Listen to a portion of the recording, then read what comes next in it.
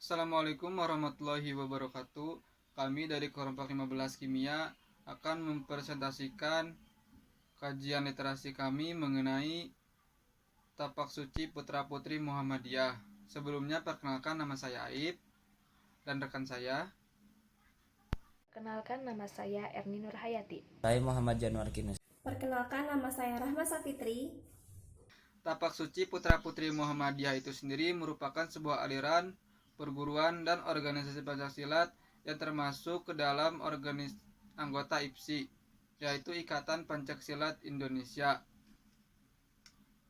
Termasuk ke 10 perguruan histori IPSI, yaitu perguruan yang menunjung, tumbuh, dan berkembang IPSI sebagai organisasi, menekankan pada ketangkasan jurus tanpa mengandalkan tenaga dan full body, bentuk daya tarik modern hingga internasional, berbasis Islam, bersumber pada Al-Quran dan Al-Sunnah, berjiwa perdamaian dengan sikap mental dan gerak langkah yang merupakan tindak tanduk kesucian dan mengutamakan iman dan akhlak.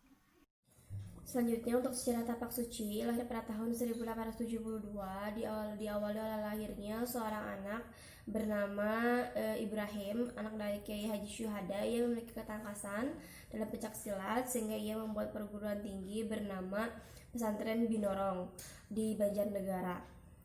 Selanjutnya ia berganti nama menjadi Ibrahim. Pada awal tahun 1972, pada konferensi pemuda Muhammadiyah, Ibrahim bertemu dengan dua kakak beradik bernama Adimyati dan M. Wahid. Mereka membentuk perguruan tinggi bernama Cikauman. Lalu ada murid bernama M. Syamsuddin. Ia juga membuat perguruan bernama Seranoman. Selanjutnya ada seorang pendekar bernama Muhammad Bari Irsyad, murid juga. Ia juga membuat perguruan bernama Kasegu. Jadi 3 perguruan ini membentuk sejarah Tapak Suci. Selanjutnya, atas desakan dari para pemuda dari Kasegu, mereka berinisiatif berbuat perguruan tinggi yang dinamakan Tapak Suci. Ketua umumnya di Jarnawi Hadikusumo, berdiri pada tanggal 10 Rabiul Awal 1383 Hijriah. Motonya, dengan iman dan akhlak saya menjadi kuat, tanpa iman dan akhlak saya menjadi lemah. Pimpinan pusatnya berada di Yogyakarta dan mempunyai cabang di ibu kota. Tapak Suci menjadi organisasi otonom Muhammadiyah dan ia berganti nama menjadi Tapak Suci Putra Muhammadiyah atau Tapak Suci. Gerakan Tapak Suci Putra Putri Muhammadiyah dalam dunia pendidikan, di antaranya mengabdikan diri, berperan serta mendidik dan membina manusia agar menjadi manusia beriman dan berakhlak, terampil serta sehat jasmani dan rohani. Karena dengan iman dan akhlak akan menjadi kuat, tanpa iman dan akhlak akan menjadi lemah. Untuk membentuk sikap mental dalam diri setiap individu dan ataupun kolektif warga Muhammadiyah banyak dilakukan melalui pendidikan dalam Muhammadiyah. Dalam mewujudkannya, tidak hanya mata pelajaran intrakurikuler saja, akan tetapi terdapat mata pelajaran pendukung atau ekstrakurikuler. Salah satunya adalah dalam Tapak Suci Putra Muhammadiyah. Tapak Suci Putra Muhammadiyah dapat memberikan andil yang cukup besar dalam gerakan langkah kemajuan persyarikatan. Tapak Suci Putra Muhammadiyah biasanya menjadi bagian dari sekolah-sekolah dan menjadi bagian dari ekstrakurikuler, dapat menjadi wadah dalam pembentukan karakter pada siswa. Kategori tingkatan Tapak Suci. Tingkatan pertama, siswa.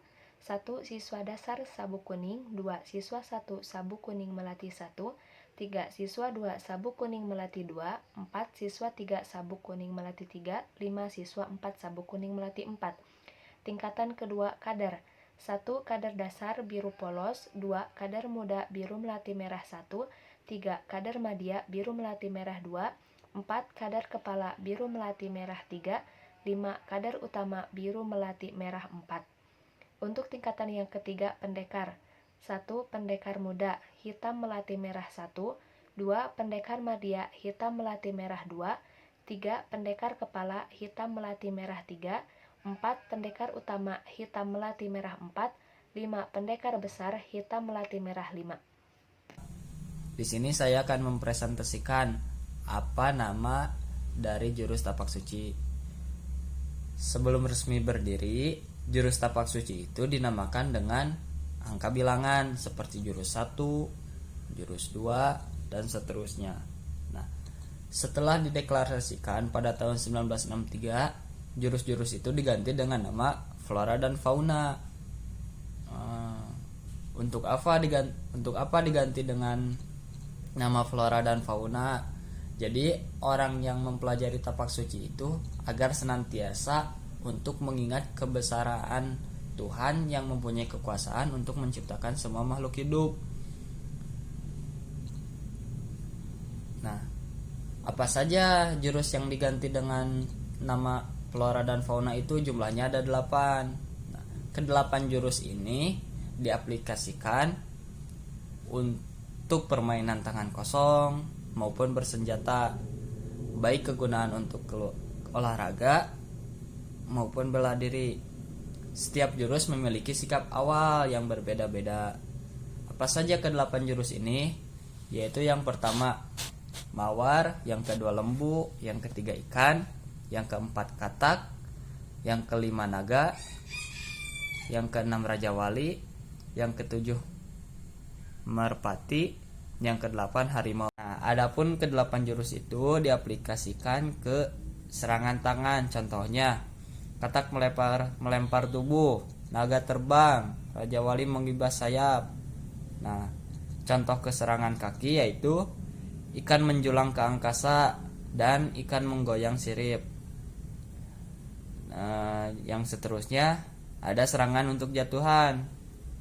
Contohnya terkaman harimau, guntingan.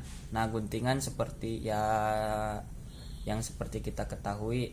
Jadi seperti ini, posisi kaki menggunting kaki lawan, jadi kayak dijepit.